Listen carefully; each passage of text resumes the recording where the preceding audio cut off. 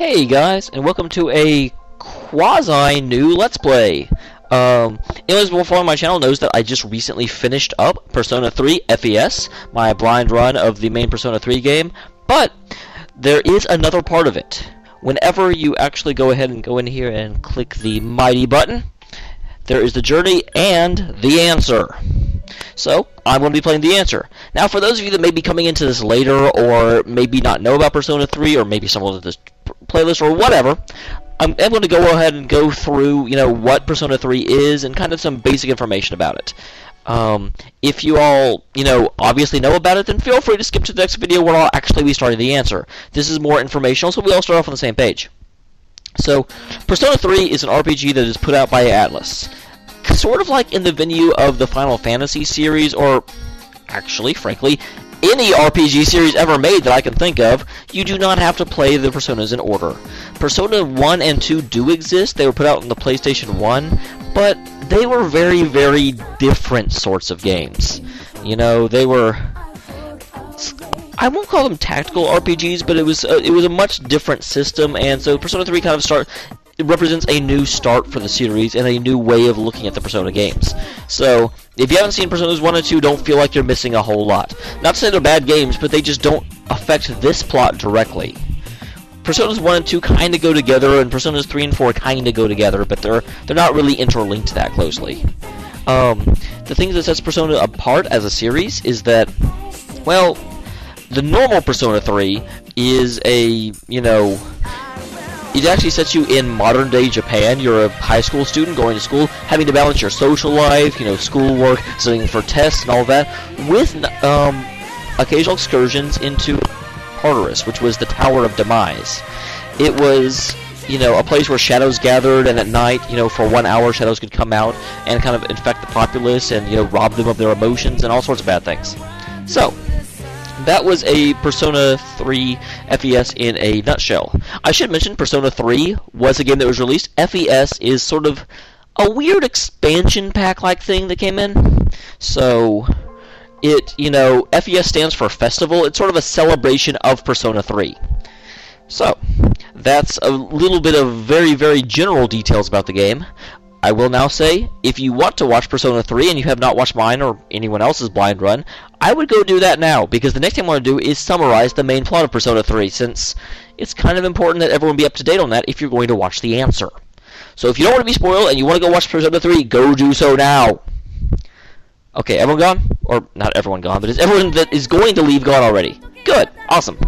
So, the main plot of Persona 3, and I'm not going to summarize the entire, agonizing series of events that happen. I'm not going to go over the entire plot of the game. But what ultimately happens is that in Persona 3, you play a blue-haired high school student that you get to name. I happen to name him Okiro Fumigawa, because he's very, very Japanese. 10 years ago, Okiro's parents were killed in a mysterious accident, and he was sent off to live with somebody. It's not really explained where he went. But he's now coming back, and he gets put into a dorm, along with, it's kind of almost like a specialized dorm. It's, it's a dorm specifically for this strange club, but they just ended up kind of putting him there because they couldn't figure out where else he should go. Once he came back, then this kind of massive shadow showed up the night he returned, and he was able to kind of awaken to his persona, which is an element of his psyche. His persona was able to help him fight off the shadow, and kind of made everyone realize that yes, he was able to survive during the dark hour, which is the time the shadows are active and running around, and able to manifest persona, and so he was allowed to join the rest of the people in the dorm, which were a special club made to fight these shadow creatures. Effectively, there are some people that, for whatever reason, an element of their psyche lies hidden, and under extreme duress, it comes up, such as when shadows appear.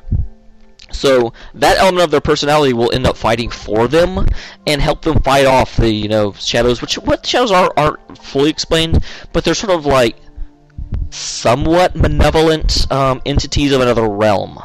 They're not really, I don't think they're evil per se, but they don't understand humans, and they end up feeding off of human emotion and human experiences. So that's the general part of the game. As the game progresses, you get to know all of your teammates, you get to, kind of see them grow, and like I said, it does kind of follow a normal high school year, so you're balancing having to go in and fight the shadows with just mundane day-to-day activities.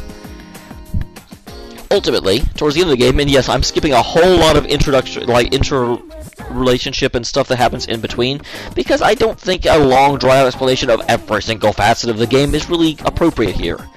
The end of the game, and what we need to know in order to go into the answer, is that every time a shadow shows up, it represents one of the initial 12 arcana. And as we kill it, its essence goes back into Tartarus, which again is that Tower of Demise that we can go and explore on, for an hour every night. So, we go into the Tower of Demise, we, go through it, but every month a big thing on a full moon will come out into the city, or at least appear. I don't actually know if it comes out of Tartarus, I don't think it does. Anyway, I'm getting all off subject now, I'm sorry. So, we go ahead and we defeat all 12 of the major arcana. When we do that, we find out, we had thought the entire time that once we defeated the 12, then we would be able to go ahead and, into the dark hour, stop the shadows from being able to get out, and basically, stop people from being attacked by these things they can't even see. Because most people aren't able to function during the dark hour. So, however, once the 12 were destroyed, we found out that there was some sort of, a long time ago, there was a corporation known as the Kirijo Group that was trying to make more and more powerful shadows. And they were, mixing the shadows together and making it more and more powerful, and they kept augmenting it and putting, more and more power into it. Eventually, they lost control of the experiment, and the shadows split into 13 sections. 12 of which we had defeated, and the 13th of which had been sealed inside Okiro 10 years ago when his parents died. The sealing didn't actually kill his parents. There was a battle that presumably happened just before that actually killed them. But, so for 13 years, and throughout the entire game, the 13th Arcana, Death, had been staying inside Okiro, and living with him, experiencing what he experienced, and basically seeing what it was to be human. This caused him to be, Death, to be much more amicable towards humans than any of the other shadows, who just kind of saw us as food. So, Death came to us and explained the situation and said, look, I'm sorry, now that the 13 shadows have been, quote, finger quotes, defeated, the mother of all, Nyx, is returning to the world and will unmake it. And there's nothing you can do to stop her. Death offers us a choice. We can either kill him and delay Nyx's return and cause us to lose our memories so we could live happily for the couple of months we had left, or we could let him live, in which case we would have 1 month to prepare, but Nyx couldn't be defeated, so we didn't know why we'd bother doing that. But we're heroes, darn it, and we did that. We went ahead, we let Ryoji live. Ryoji, who was Death, got taken back into Tartarus, and, started, summoning Nyx. So, kitty, I'm recording. I have kitties. They get very, very mad when I record stuff. And so they just start being general pains. So we went in there, we went into Tartarus, and we fought Nyx, the undefeatable. And Nyx was pretty darn undefeatable. The actual Nyx avatar battle, where it's actually Death wielding Nyx's power, was freaking hard and took me like 4 hours to beat. Whew! Then the actual Nyx did max damage to the entire room every couple of seconds. There was no way to stand up to him. However, because of our work and because of our working on our social aspects and making friends and developing and doing all sorts of stuff during the days where we weren't having to what am I trying to say? During the time we weren't fighting in Tartarus, the fact that we actually lived life and different people have been touched by our experience and we had improved a lot of people, we were actually able to summon the 22nd Arcana, the World. The World was enough to actually stop Nyx and basically represented the hopes and dreams and power of everyone, of everything. However, summoning the World ended up costing the main character his life.